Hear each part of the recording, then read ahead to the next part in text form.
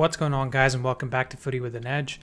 Manchester United have somehow just drawn to Liverpool and kept a clean sheet at Anfield. What just happened?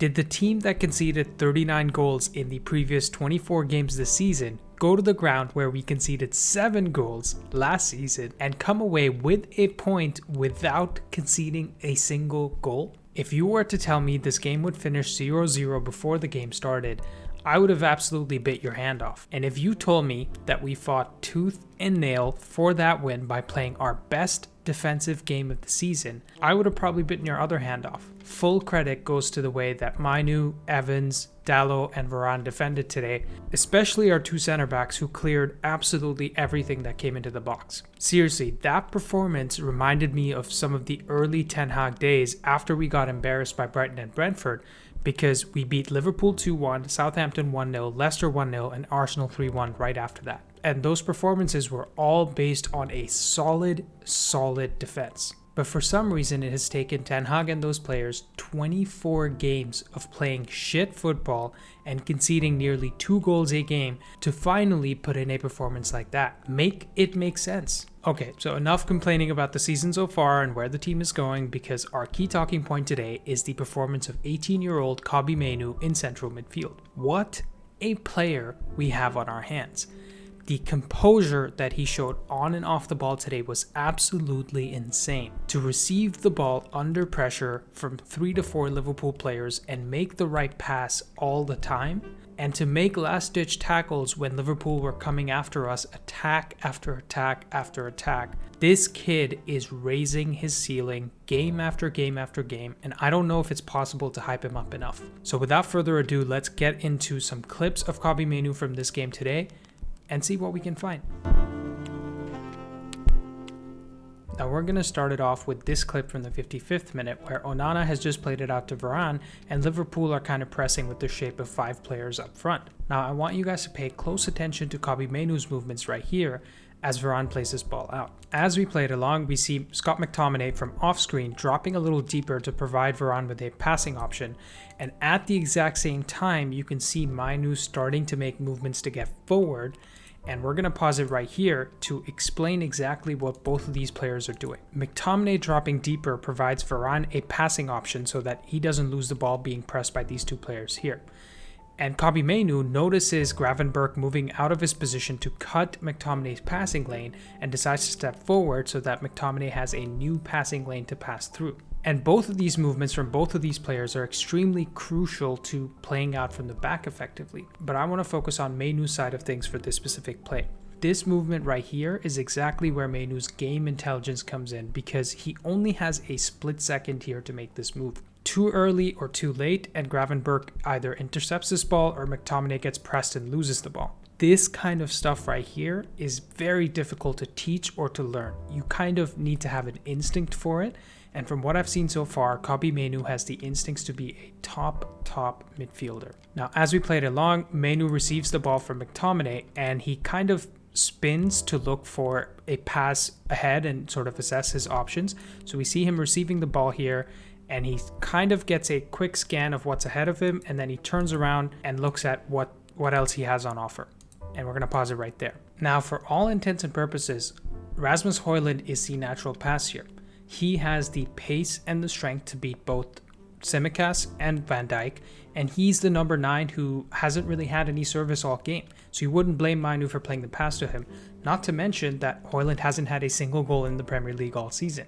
The only other pass that Mainoo can potentially make is to Garnacho out over here, but there's no real clear angle for this pass.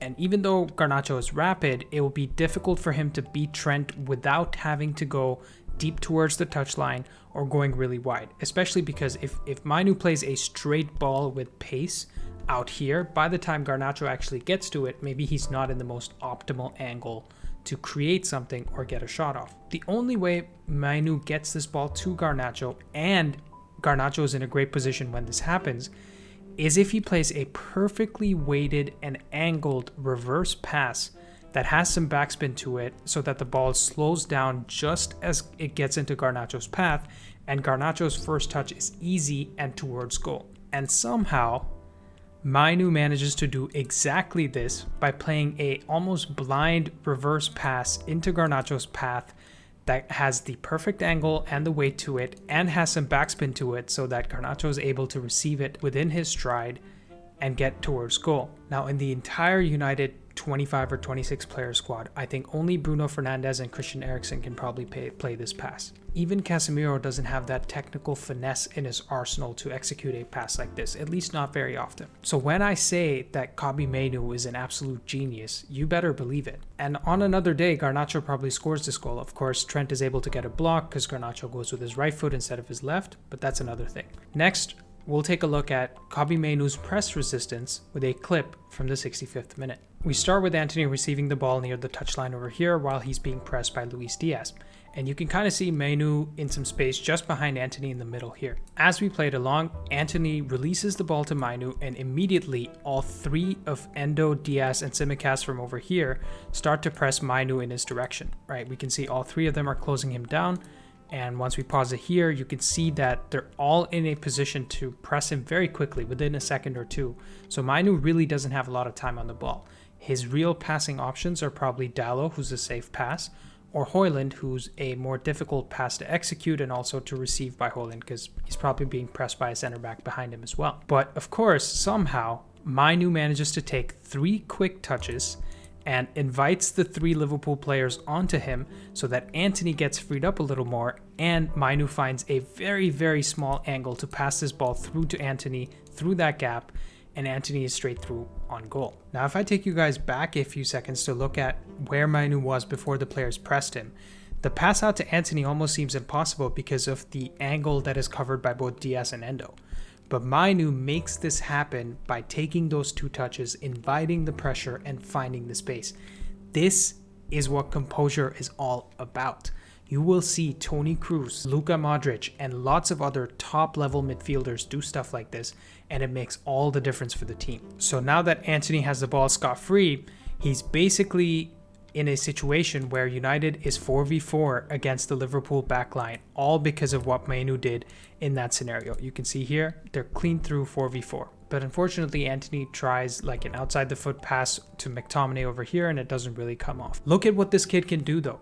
We've seen players like McTominay, Fred, Fellaini play hundreds of games for United in midfield, and forget about doing stuff like that regularly. I don't think they did anything like that even once in a United shirt.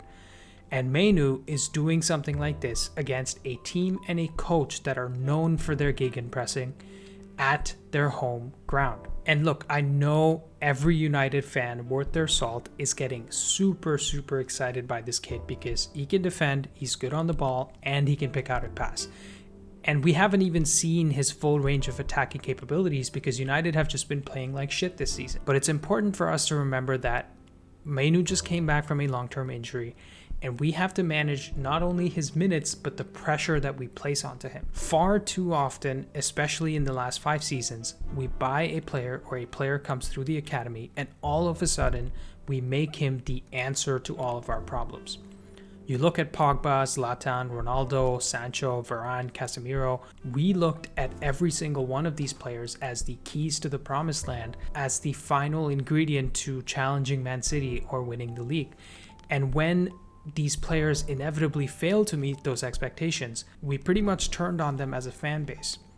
And you could say the exact same thing about Rashford after his first good season under Van Gaal. Since then, the expectations have been the same, but the performances haven't, and we're incredibly disappointed. We have to make sure we protect this kid as a fan base. Let's let him make some mistakes. Let's allow him to be the reason that we lose a game here and there. And let's do those things without absolutely ripping him to shreds. Because those mistakes, those moments are the ones that mold you into a top midfielder. Trust me, every single one of Modric, Kroos, Casemiro, Rodri, De Bruyne, Zidane, Scholes, all showed the promise of a Mainoo at an early age. And they also made lots of mistakes that cost their team games. But they were allowed to develop when their character was tested. They were given that time and that space, both by their fan bases who were understanding of them and by their teammates who were good enough to cover for them when they made a mistake. But the thing that worries me the most is that in this United team, Mainoo doesn't have the best players that can save the day when Mainoo makes a game-losing mistake. But I do think we have the fan base to forgive him when that day comes. So please, let's have some patience with this kid because I think he can be truly, truly special. I'm talking one of the best midfielders in the world. For our next talking point, we're going to discuss Scott McTominay's performance as the captain and number 10. Two things I'd never thought I'd say about Scotty McSauce in my entire life. So let's get into it. Scott McTominay's season has had more ups and downs than a Quentin Tarantino film. One day he's the savior because he comes off the bench and scores 2 goals in stoppage time, and the next day he can't pass the ball to a teammate that's standing 2 yards away and is easily the worst player on the pitch. So how is he still starting for United game in game out after 2 terrible performances against Bournemouth and Bayern? It's because United as a whole have been so bad at scoring goals that Scott, with just 5, is our top scorer in the league. And without him, we'd actually be in 12th place on 19 points after 17 games. But on merit, did Scott McTominay have a great game today? Is it possible, and stay with me here, is it possible that McTominay played better than Bruno Fernandes in the number 10 role? Let's let the evidence do the talking, starting with this clip from the 67th minute, where Antony has just received the ball from Dalot at right back, and he's controlling it down for Højlund in midfield with Scott McTominay nearby. As we play it along, we see Højlund receiving the ball and playing it forward to McTominay, who makes that little forward run in behind these 2 players here. And because Tsimikas is way out of position, Antony looks like he's found himself some space on the right wing. As we play it along further, McTominay plays a really nice pass out to Antony on the right hand side, and we see Scott getting ready to make the run into the final third through the space that's appearing in the middle that we can see right here. So Antony cuts it back and finds a nice pass to McTominay in the middle, and we're going to pause it right there as soon as he receives it. Let's analyze what's going on here.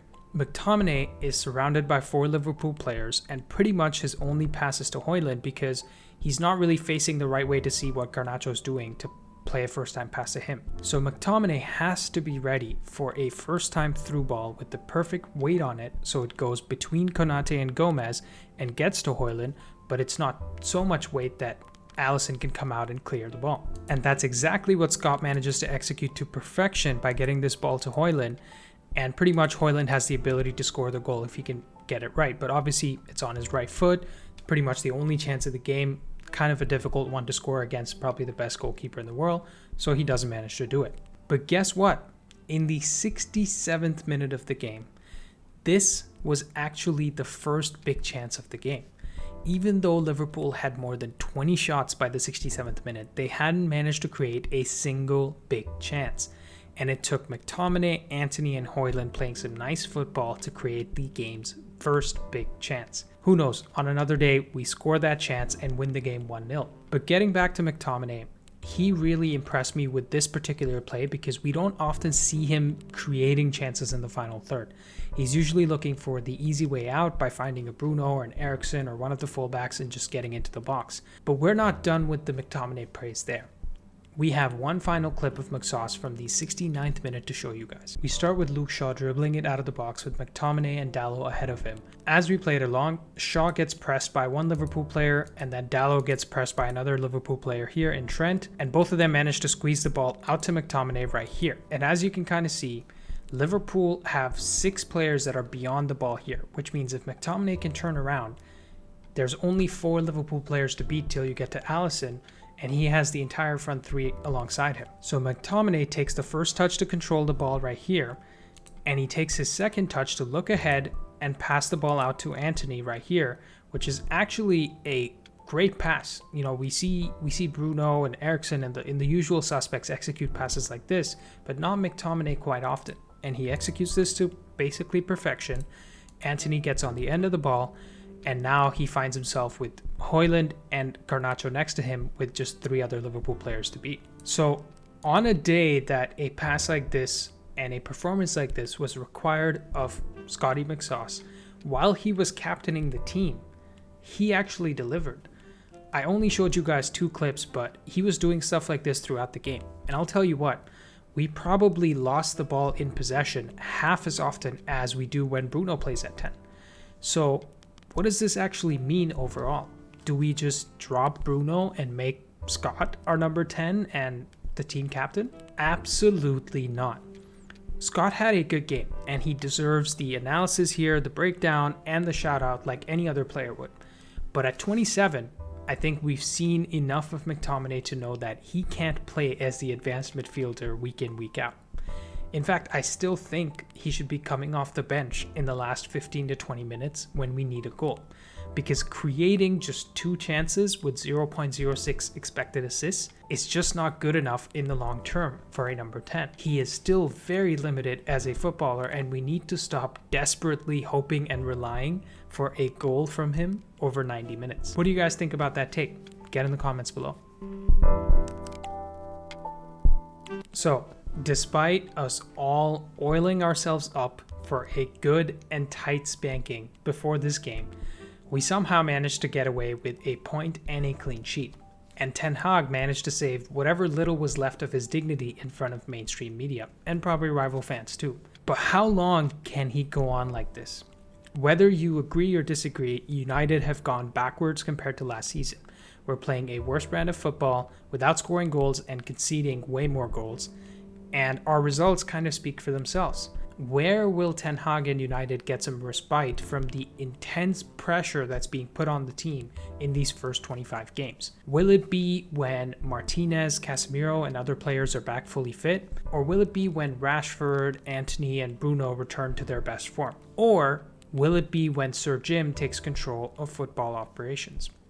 I, for one, am pretty optimistic on Ten Hag, but it's getting harder and harder by the week to stay optimistic about Ten Hag. I guess only time will tell what happens, but I know one thing for sure. Michael Oliver is an absolute prat.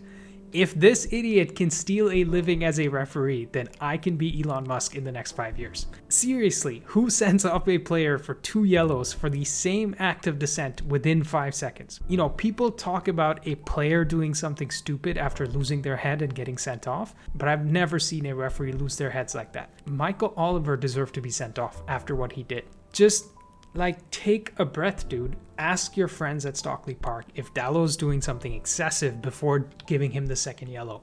What an absolute idiot. You know, leave it to Premier League referees to make an important game with an important storyline all about themselves. Let me know if you guys agree that Michael Oliver deserves a timeout in the corner of the kindergarten class, because I think he does after that game. Thank you guys for watching. Like and subscribe if you enjoyed, and I'll see you next time.